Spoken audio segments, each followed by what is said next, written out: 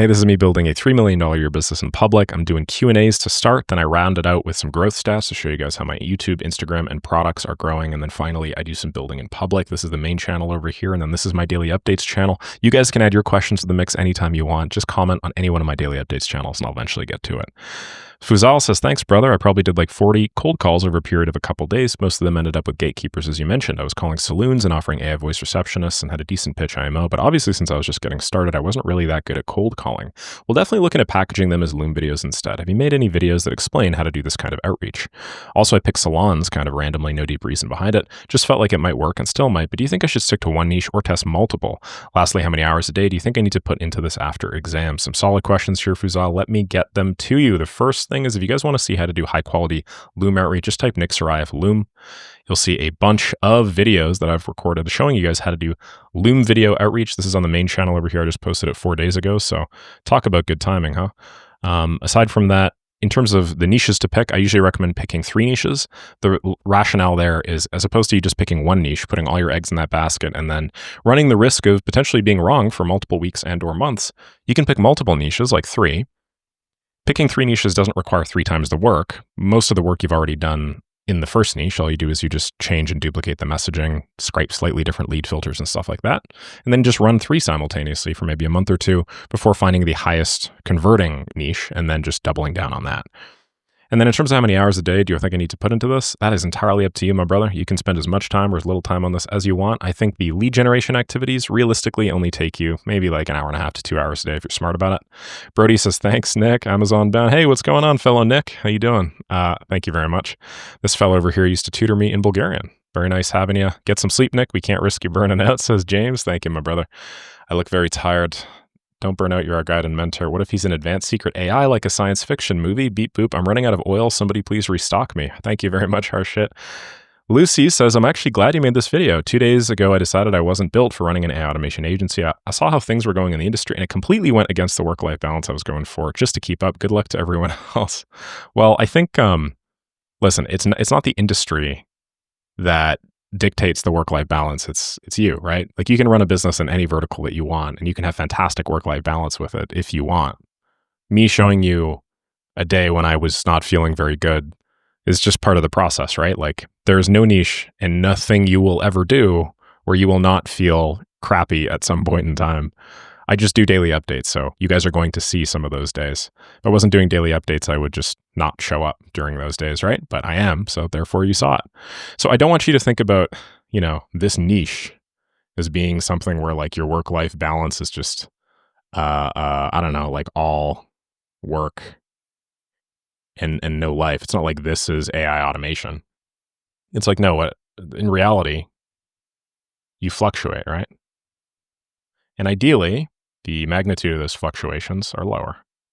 Some days you'll veer a lot more over to life. I don't know. You have a young family or something like that. Your son gets married or something. Then other days, you know, things are pretty rough at the office, so you got to spend a little bit of overtime, right? Like this is a realistic look into things. You don't need to segment by niches, Lucy. It's all good. Anyway, cheer up, Nick. You already know this. We can't avoid shit days. Admire the strat work. Prioritize what's most important if you've got a lot on your plate. Let's go. Great value once again. Thank you very much for the impact you make in the world through your work. Wow. Thanks, guys. When running a cold outreach system for clients, is this essentially the same as the cold outreach system we use for ourselves? Yes. Do you discuss with the client how many mailboxes they want and then set them up in the same way, i.e. get the client to purchase similar sounding domains to their own? Yes. Is there any risk to the client dips during the 3-week warm-up period? Yes. That's why you get the client to pay for it all. I can recall you are talking about Liam Otley. He said that at the end of everything comes to info products. Can you elaborate that? Courses, memberships, templates, or ebooks, I guess. Yeah, Tajash. Essentially, I think what Liam, he was saying all roads lead to info. That was the idea. And I think the reason why he's saying that is just because when you start a business, the simplest and easiest way to get going is to sell a service. As your ability to sell a service improves and you get really good at selling the service and you start acquiring some distribution, let's say me on YouTube or something, the optimal next step changes insofar that there are levers out there that you could pull that are easier to pull for an equivalent dollar value. So for instance, this is him talking about info products. Info products are one of the things that are easier to sell once you have distribution than the actual services themselves, because you get to leverage things, right? You get to teach people how to do a business model and then you get to sell 100 times the amount in a single unit time because you're no longer doing the services. But I should say it's not just the info products. It's just anything that you can turn into a scalable, repeatable thing, like a software as a service is a good example of that as well. Hardware products are a good example of that as well. Info products, obviously, insofar that they are called products, are a great example of that as well.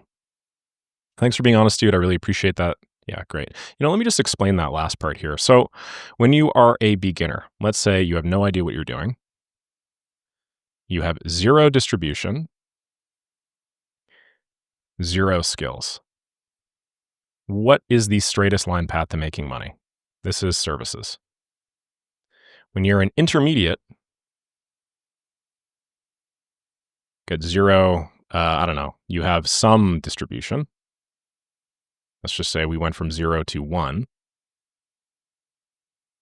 And then you have, a skill level of 1. Solo leveling energy over here.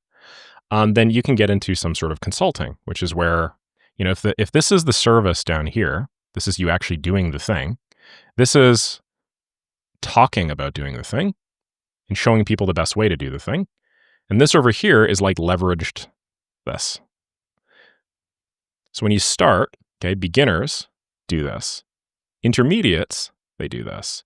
Then if you are a pro and you're really good at the business model, you have, a distribution level of 100. You made it through that thing. And then you also have 100 skill in it. Then you do coaching, which is just leveraged consulting.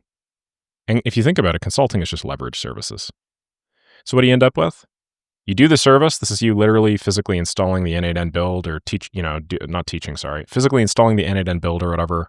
This is you physically doing the marketing campaign or setting up the PPC ads. Then you get a little bit better at it. And so you start consulting the company and showing their team how to do it, which is one level up. It's leveraged services. And then eventually you get so good that you do leveraged consulting where you're consulting with, thousands, not millions of people like myself, showing them how to show people how to implement the service. That makes sense? So that's kind of like the ladder there, I would say. Where the heck are we? Anyway, you're welcome. Tekle, thank you very much, man.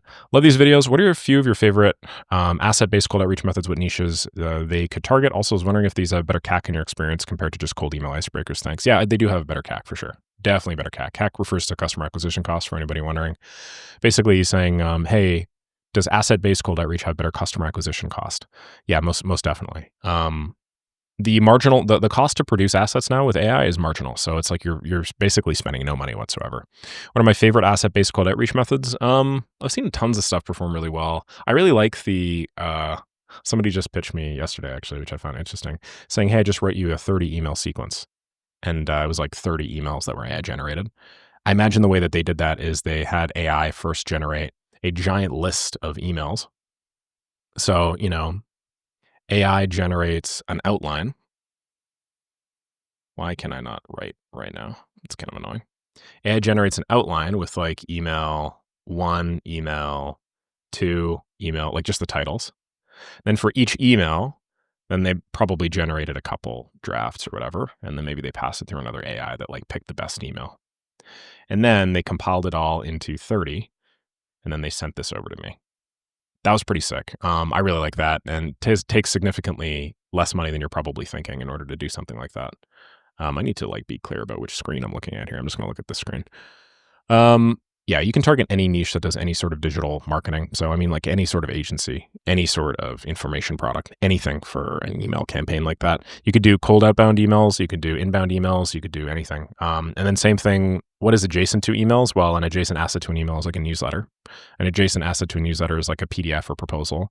Adjacent asset to a PDF or proposal is, you could do things like infographics. You could do things like that. So those are really good titles for YouTube videos. Obviously, that was actually what put me on asset-based cold outreach forever ago. Somebody sent me a title for a YouTube video, 30 or 21 titles for YouTube videos or something like that. And then I was like, holy shit, this is amazing. And then I went out and I did it.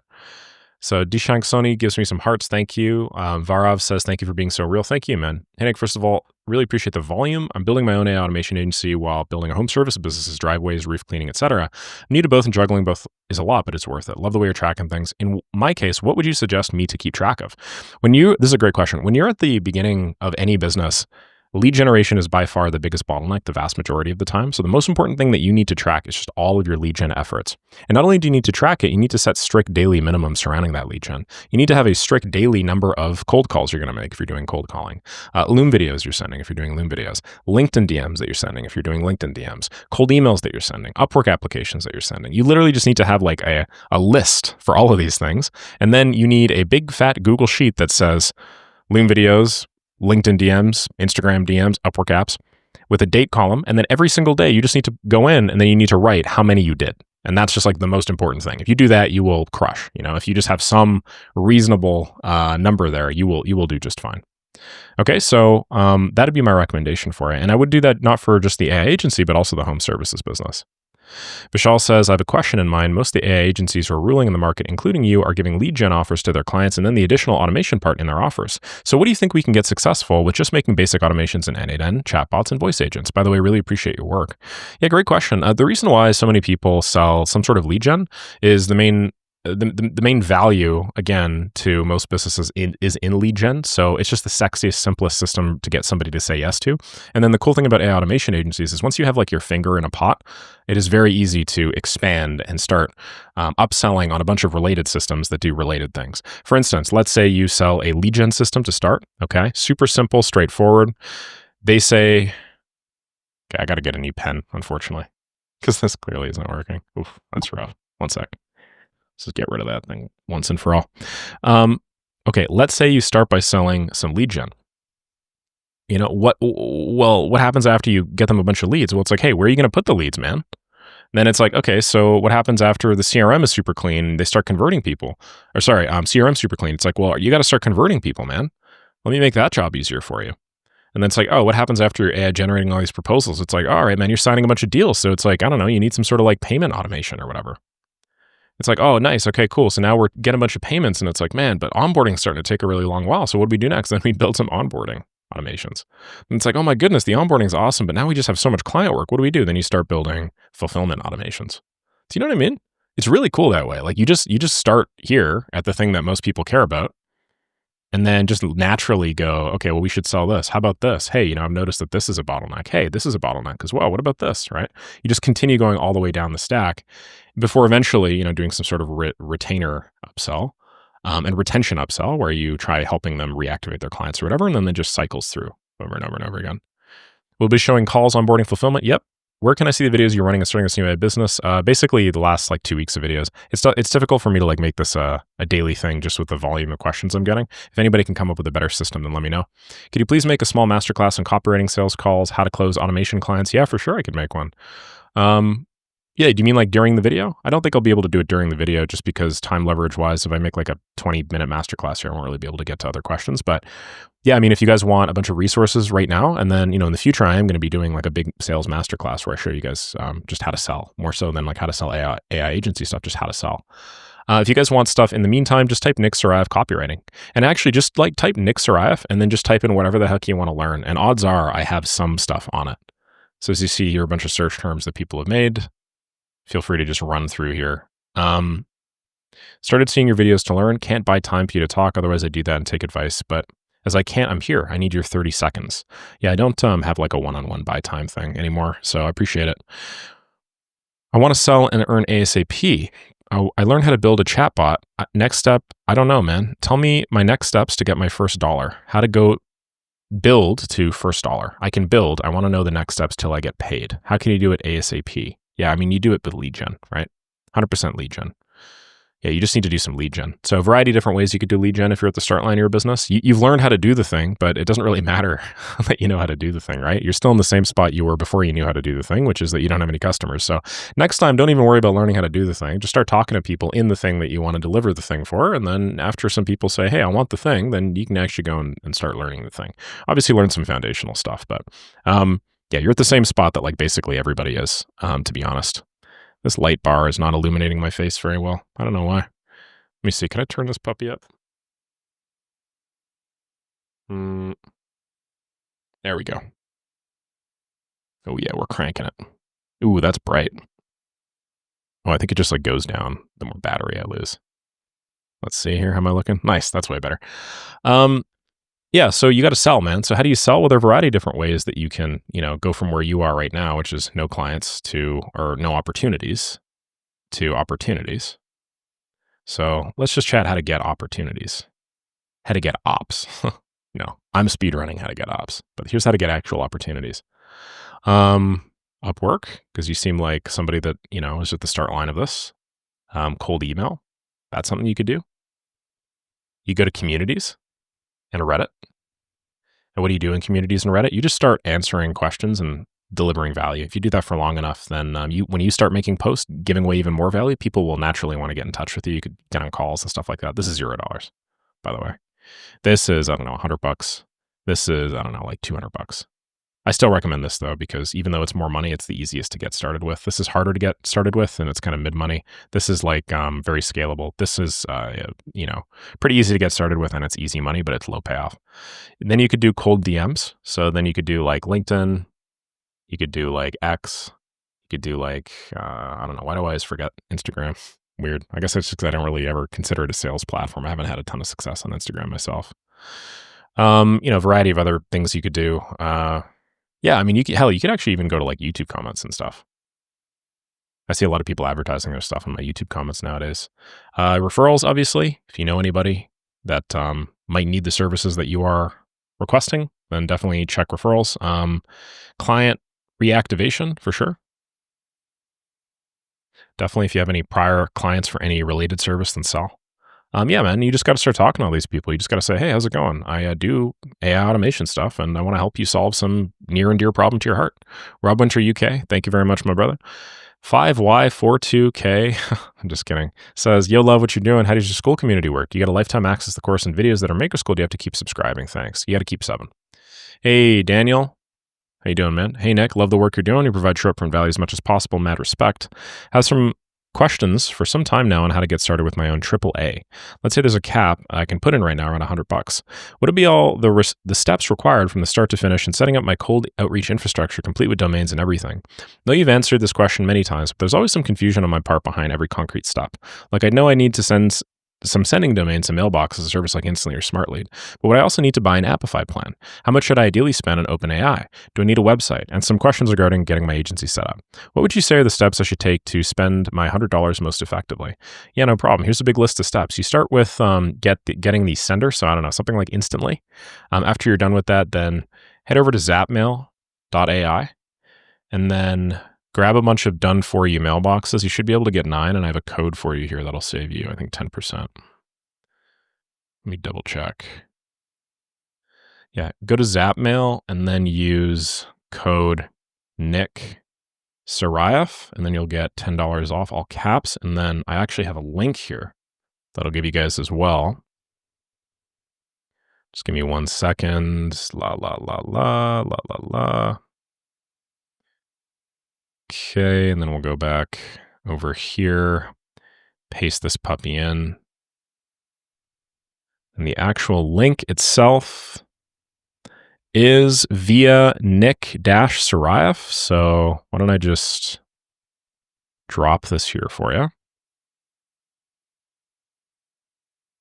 Cool. And then after you're done with that, I would just buy like, I don't know, you can buy like 9. 9 domains will cost you, I think, $30, something like that, with the 10% off.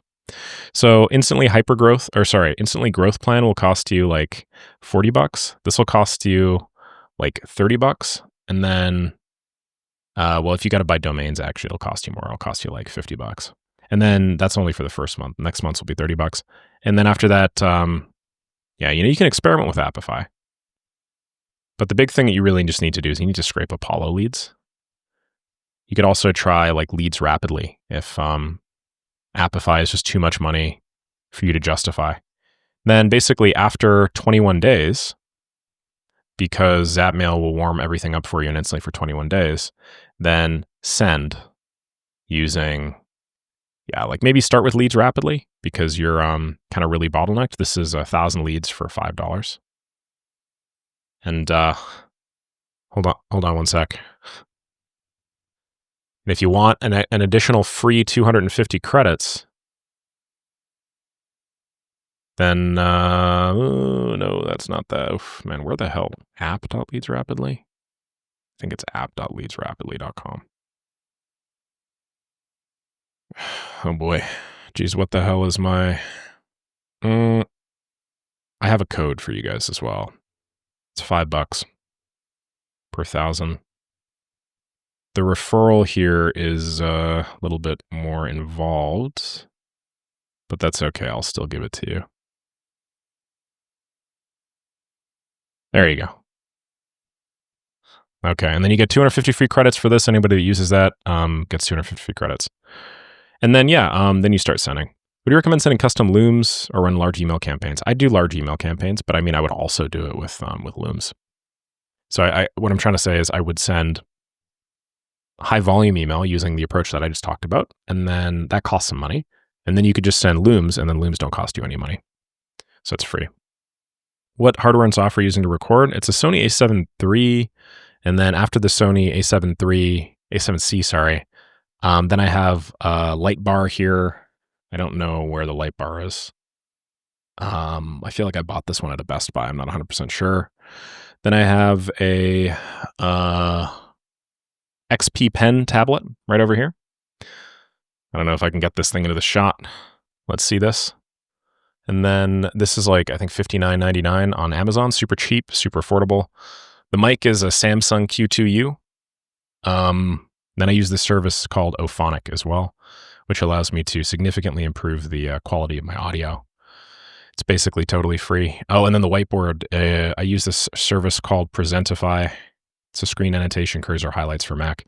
So yeah, I mean, like, this is my optimized stack, probably one of the simplest and easiest ways I've found to just record like videos that seem like reasonably produced, but aren't. The camera is obviously pretty pricey. You don't need a camera like this in order to record these sorts of videos. And as you can see, I'm not really taking full advantage of it because I'm zooming in and I'm zooming out and stuff like that. Preston says, lol, teaching everyone to become a glorified commoditized freelancers. Laugh.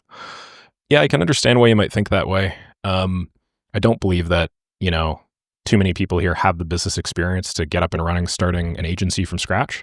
I think that realistically, this whole freelance idea where like you start and then do the vast majority of the work yourself, at least at the beginning, at the start line of your business, actually makes sense because you do kind of need to learn how to do the service in order to be the sort of person capable of running a business. I think if you just dive in with both feet and try to like launch a business ASAP, start doing things like hiring and so on and so forth, you're usually losing the forest for the trees, Like it's better to focus on just selling ASAP. Once you learn how to sell, you can worry about the actual like business infrastructure and stuff like that later. Again, it's almost like this. So if we start, like basically the way that I see it is you start by learning how to sell. And once you learn to sell, then you learn this service. Once you learn the service, then you standardize the service. And once you standardize the service, then you can do things like scale the business. But, I don't want newbies here to skip steps and go from 0 all the way to 4 because they're just gonna like suck the whole way along. Ideally, you'd learn how to sell first. And that's what platforms like Upwork allow you to do really easily. That's what, cold email allows you to do. Even if you are running an offer that like you don't fully feel confident about, that's okay. The idea behind running an offer you don't feel confident about is you just get a ton of opportunities. That's what like communities are about. And lastly, that's also what like sending looms are about. Because when you send looms, you basically have no pressure. It's just you talking about a service and learning how to articulate it really quickly and really easily. And then after, you've learned a bunch of those sales skills, then you can actually, learn how to like double down on providing a service. And this is where like you niche the hell down. This is what we talk a lot about in like month 2 of a maker school. And then in order to standardize the service, obviously we have to do a lot more, but this involves like implementation of SOPs. This then involves, stuff like systematizing, stuff like hiring, learning who to hire in the first place, seeing whether you need to hire, and then finally scaling the business. Once you have all like the infrastructure in place and the groundwork and stuff like that, then you can grow the headcount and whatnot. But I probably wouldn't do that before. So I think it is fair to say that the vast majority of people that start a business model like this are certainly going to be freelancing for a little bit. But to me, that just always made the most sense. I mean, that's what I did. That's what most people I think that have success have done. They need to like do the thing first before they try, running a business where they show other people to do the thing. Elrock says, hope you're getting that well-needed rest. Take care, brother. Tom Lane, thank you. Elrock says, I'm 16, ran my first personalized cold email campaign and booked my first meeting within a day of running it. Thanks for your help. Crushing it, man. Keep it up. Josh says, how do you connect Google accounts to end-to-end for customers when connecting a Google account requires going into Cloud Console and setting up a bunch of stuff up? Should I create a new Gmail account for them and build the automations Google Auth under that account? Should I set it up with the client on a video call? Yeah, great question. What I recommend you do when you have a Google account is, if you're doing this, okay, I mentioned you're probably self-hosting end-to-end, to be clear, right? If you're self-hosting end-to-end, I would recommend you don't self-host end-to-end. There are a couple of authentication connection things that you need to actually jump into the person's account for, and there's just no way around it, even with cloud hosted. But the vast majority of the Google Cloud Console stuff that you are having to do manually right now, you do not have to do if you just self-host end-to-end. It's like a one-click, if you cloud host end-to-end, it's like a one-click OAuth thing. Basically, you go in and it just says connect with Google. You click a button, then it'll actually sign in for you, which is awesome. Anyway, otherwise, this Cloud Console stuff, what you have to do is you have to jump on a kickoff call with the client after you receive some sort of funds, or if you're using a platform, get the funds in some sort of escrow. That's don't jump on a kickoff call and do this until you're at that point, because there's just a bunch of additional work. On that kickoff call, actually walk them through the process of doing this Cloud Console stuff, at least from a bird's eye view. Have them give you their credentials, username, password, whatever. Do any two-factor authentication stuff that you guys need to do, live on the call. Because if you just do it live on the call and you do the connection and stuff like that, even if you were to lose the OAuth, even if you were to lose the 2FA, and even if it were to kick you out and start asking you for text messages again, it doesn't matter because you already have the integration end-to-end. And then basically just try and do it so that by the end of that call, you have everything that you need in order to actually go out and do the client gig, do the project, build a person's system or whatever. Don't be the person that hey, just one more thing. Hey, do you mind just reconnecting this? Hey, I know it's really late, but could we carve out 5 minutes to do some 2FA? Because clients just hate that stuff and it just comes across as really unprofessional. Okay? OMG, I laughed so hard I'm just some dude in his apartment. I am some dude in his apartment. Nick with a K says, I was watching you do the Loom videos and you mentioned it's good to go back to back doing the videos, but how do you plan out how you're going to solve their problem? Maybe I just need more experience to get to that point, but did you always do it like that? Yeah, to be honest, I did almost always do it like that. I just found it a lot more scalable. Don't get me wrong. I, of course, had some periods where I had to sit down and think, okay, what the hell am I going to say? But I tended way towards the move fast and break things than I did sit down and scope everything out with a big, crazy, sexy workflow chart. I did for the most part, just open up 50 tabs and just go, let's do this shit. And then, Leroy Jenkins it. Dan Steve says, there's so many ALARPers now, just trying to keep my head down and stay constantly learning. I agree. VCNEE Leash says, I'm planning to learn to create AI agent systems to sell as an agency. Can you provide a roadmap for it or any tips for it? Yeah, man, check this out. Just go Nick Saraev roadmap. There's a 110-step roadmap to 25K a month with automation, and you can be one of the 16,000 people that have downloaded this. Wow, man, I've gotten just so much positive energy from all you guys. Jeez. Give that a go. It's a simple free resource that walks you through most of what I talk about here. Michelle says, thanks for the shout-outs. I look forward to your daily updates before bed, and I wake up smart every morning. Oh, man, thank you very much. Michelle's an OG. Awesome vid as always. Tekale. Nick, I've got an open rate in my emails over 30% but 0 replies. I've given a guarantee and a 1-month free trial. I don't know how I can make my product more appealing. The niche is lawyers, by the way. It's all your copy, man. Just the way that you've written this email makes me think that you're probably pretty trash at copywriting. And I don't say this to hurt your feelings, but you're asking me for help here. So you definitely got to brush up on the copy. I think there's probably just such a big gap between where you are now and then a successful piece of copy that your best go is probably to copy some successful piece of copy. Just check out Instantly email templates. There'll just be a bunch. Start there. Start varying those templates slightly. And then once you're done, varying these templates or whatever, run 5 or 10 of these simultaneously. Am I popping up one of the first? Oh, that's really funny. Once you're done, you found some sort of groundwork, you'll know a little bit more about how cold emails look and sound. Do you know what I mean? So like, just check this out. There's 267. Hey, I saw you on Yelp and was impressed by blank. This sucks, but it's not the worst, you know? Like, you probably just don't even know how to, like, even get to that point yet, so. Saw at Saster previously, thought you might be there in a week. At blank, we help blank with blank. Hey, blank, I heard blank recently blanked. How exciting for you. I'd like to offer you my congratulations, right? These templates aren't the best, but they will get you started because I think there's just such a gap between you and being able to do that right now, okay?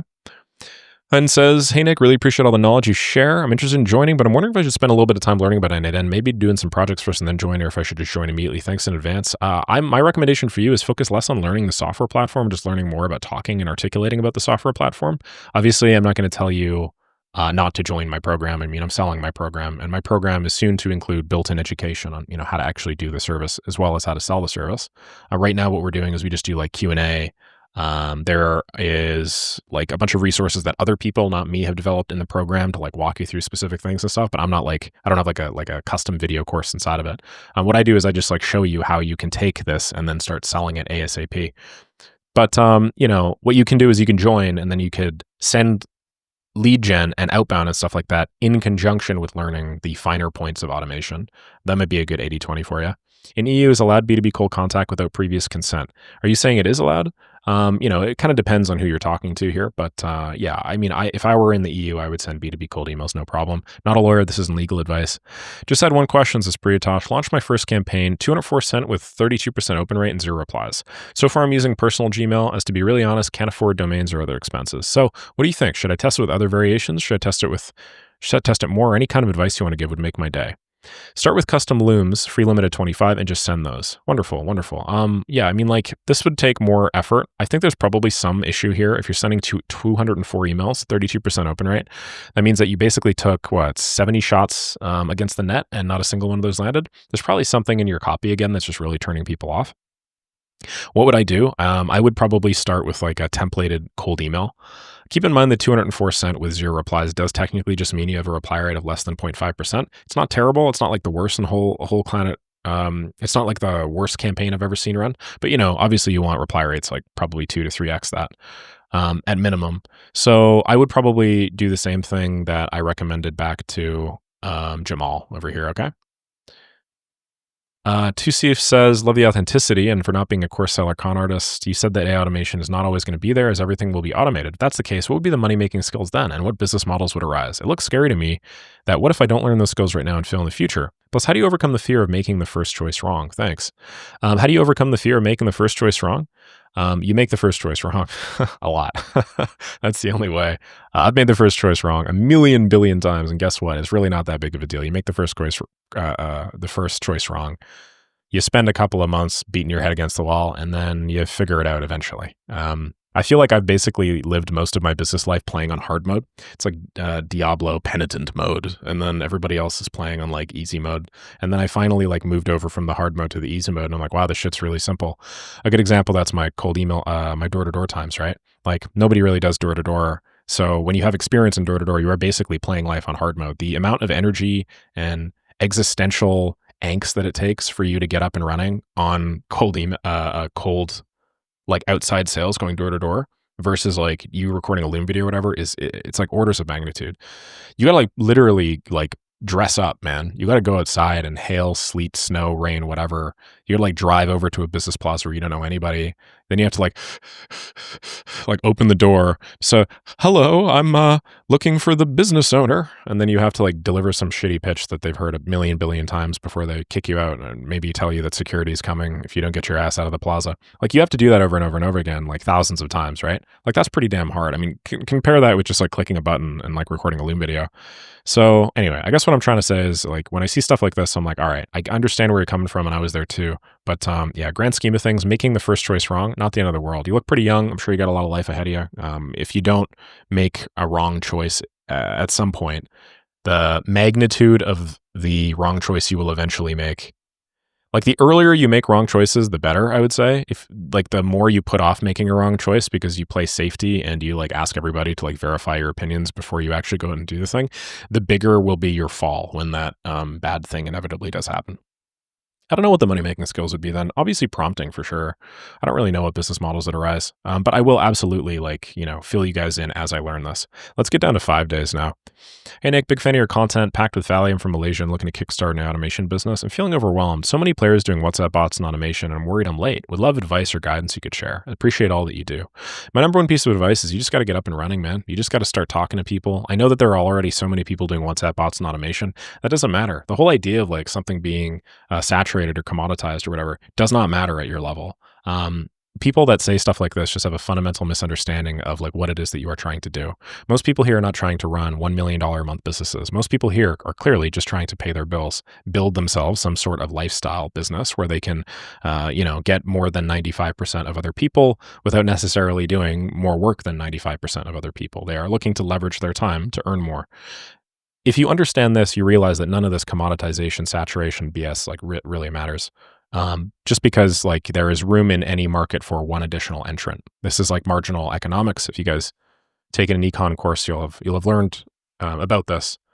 And so, yeah, if you want to build the next Uber, that matters. But this really doesn't really matter too much for you, man. Yeah, you can totally carve out an additional $5,000-$10,000 a month business here, no issues. Nina says, "Hey, Nick, appreciate all that you share and do. I've been binge watching your vids. My hubs is suspicious." Woo, hubs been suspicious. I'm a nurse practitioner. I need to transition to AI automation. My limited knowledge and experience in marketing and all things that are popular pose huge obstacles for me. Basically, I'm stuck looking for a niche in healthcare and have landed on this. I build AI-powered claims adjudication workflows for health insurers. What are your thoughts? How concerned about profitability should I be? Do you think regulations and HIPAA will pose a huge threat? Thanks in advance. How concerned about profitability should you be? Yeah, I think regs and HIPAA will definitely pose a threat. I mean,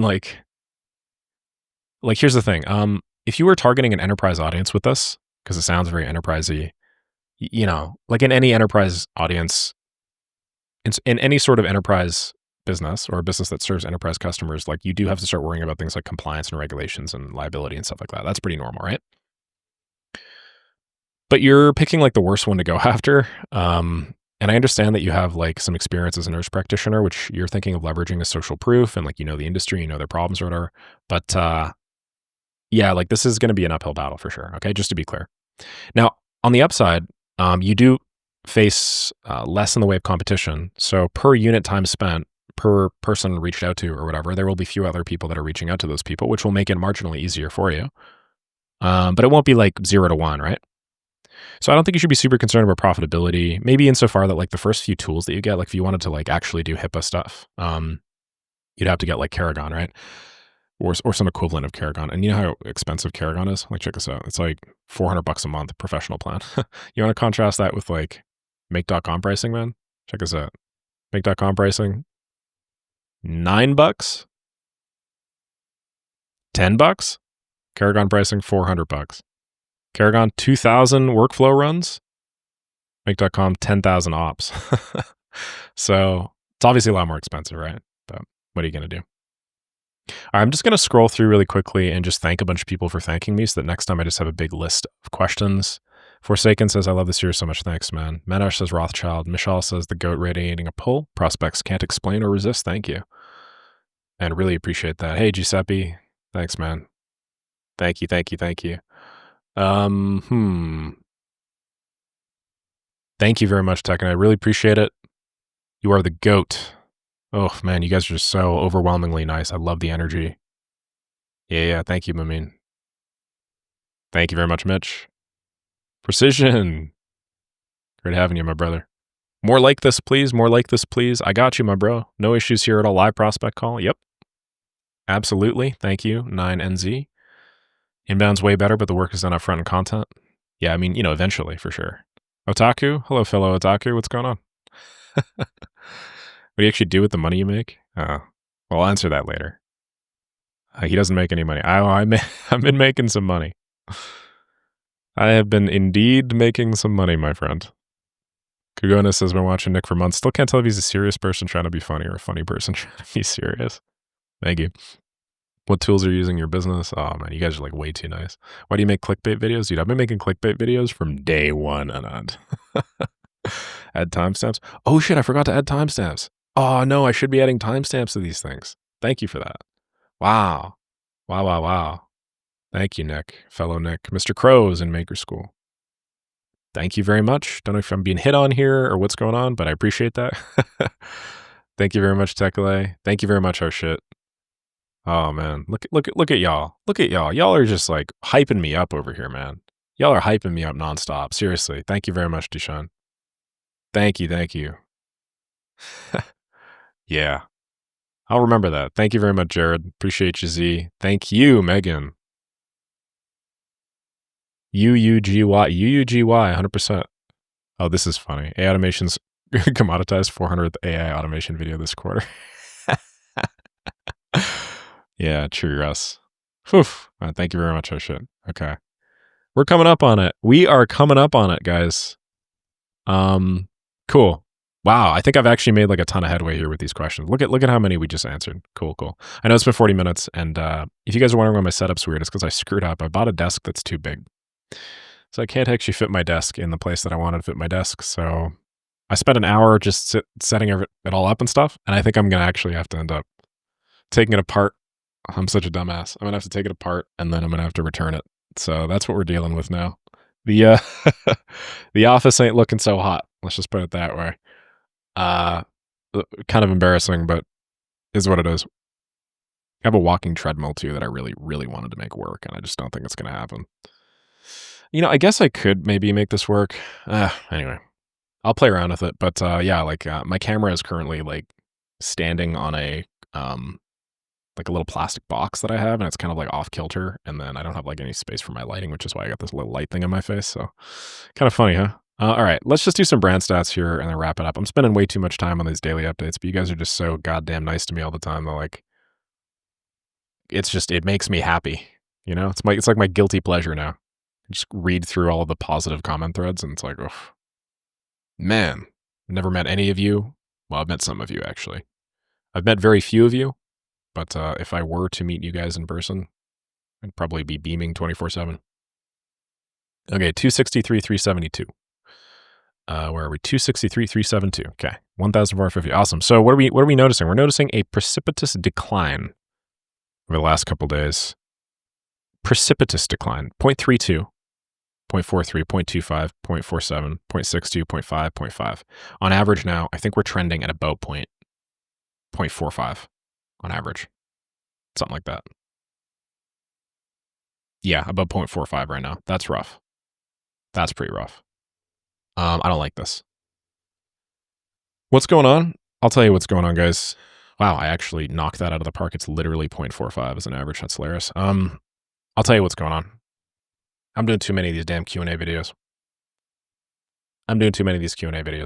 It's official. I've really enjoyed these daily updates, so naturally I'm just doing a bunch of content on them, and then we're repurposing them, but it's too much. Can't keep doing the Q&As. Well, it's not that I can't keep doing them. I just can't keep doing them in the same degree. So my channel just isn't growing anywhere near as fast as I wanted to. If we do 0.45 at 157, 1.0045 raised to like the 150 times 157,946, I'm only going to be at 300,000 subscribers before the end of the year, which just isn't enough. So we got to change something. But I'm not going to lie, I am buried as hell in work again. And I mean this in a good way. I mean this in a good way. I don't mean this in a bad way. I got so much coming in right now. It's crazy. I'm really enjoying, delivering copious amounts of value to the internet. I don't know what I'm going to do moving forward. Like I had somebody ask me the other day, and this is just me doing my building in public, if you want to call it that, just me thinking, what are you going to do after Maker School? And I was like, after Maker School? There is no after Maker School. Maker School will be with us until the singularity. We'll upload Maker School to your Cortex, your daily accountability program. We'll turn Maker School into an AI, all about slowly dominating the economy. Now, I was thinking about like what I'll do after the vast majority of like the boom is gone. Because, obviously I've been capitalizing on the AI boom, right? Yeah, like you got to capitalize on these things. When you see these market opportunities coming, you got to jump on them, man. Like it doesn't make any sense to work in X industry if Y industry is like 3X is hot, right? Obviously, you don't get shiny object syndrome, but I did not have shiny object syndrome. Me and my business partner at the time thought very deeply about, the industry that we were going to go into and our skill sets, and we decided this made sense, and then we stuck with it for like years. So that's what you do. You take like measured sniper rifle approaches and you pre-commit and you get really good at it. Anyway, I bring this up because it's like that question, like, what are you going to do after? Like, I now have more money. Well, somebody earlier asked me like what I'm doing with all my money. I'm just buying ETFs for the most part, money market funds and ETFs. W- After a while, it starts just being like, what are you doing all this for? And like, what kind of money could you have that would enable you to do things that your current money does not allow you to do already, right? So that's why I'm spending more time on daily updates because I'm actually going to connect with people whose lives I'm having a positive impact on, too. And like that's what I'm starting to like really enjoy, just like having a positive impact on people's lives, more so than like actually produce the most like revenue optimal or rather profitable solution or coaching program. So despite the fact that Maker School has been number one for a while, and Make Money with Make was high up there before that, and my automation agency was printing before that, and my content writing agency was printing before that, and like all the stuff that I'm doing, generally speaking, it doesn't turn to gold. No Midas here, but like I make a fair amount of money. I've clearly figured out some small slice of the way that the economy works. Despite that skill, I am just trying to think about like, okay, like if we just move past the thing that is the shiniest and the sexiest and the most money producing, like what could I do that would actually like add a ton of fulfillment to my life? And what I've realized is I think I am the right person to do some sort of community based model. I don't think I'm the right person to do a community based model at the scale that I'm currently running them. I don't think that that is like the long term play that I will do in 3 to 5 years from now. But I think I am the sort of person that could like really, really add a lot of value to like a small, close knit group of people's lives, like a community of a few hundred, something like that, with like in real life events, places that we all go to and hang out together, constant value sharing, daily check-ins and consistency, some sort of like hyper optimized accountability program where like every person in that group has the highest probability of becoming like a multimillionaire slash billionaire. I'd probably charge more money than I'm charging for Maker School right now. I don't know how much more money, but I'm trying to think if I had that, like, would I feel good? And the reality is, yeah, I'd feel really good. Like when I get off these like daily or weekly calls with my communities, like I'm just beaming. After I do a daily update, I'm like beaming, and yeah, it's so cool to be able to help people at that scale with some sort of leverage consulting. So I think that that's probably what I'm going to move towards. Like there will soon come a time when I'm no longer just making the most money out of like most people in the industry. That'll happen pretty quick, I'm sure, sometime in the next few months. Um, and then I'm fine with it. And then I think like, yeah, I think this chapter of my life that was primarily driven by the pursuit of sustenance living and like safety and security and stuff can end. And then I can start doing the things that genuinely like excite me and that are at the intersection of my capability, my interests, and then impact. So it's just me doing some brainstorming out loud. Hopefully you guys appreciate the Q&A today. I know we had a kind of a long video. I'll upload this in a moment. And then, yeah, like I'm just going to try and work down the Q&As and stuff like that. In terms of where the rest of the business is going, we updated those cold email campaigns yesterday. I've received a positive reply to one of my proposals that was sent over. A person seems quite interested. We'll see how that goes. And yeah, I'll leave it there. But I'm just going to keep on trucking on. Thanks so much, guys. Really appreciate your time. Have a lovely rest of the day.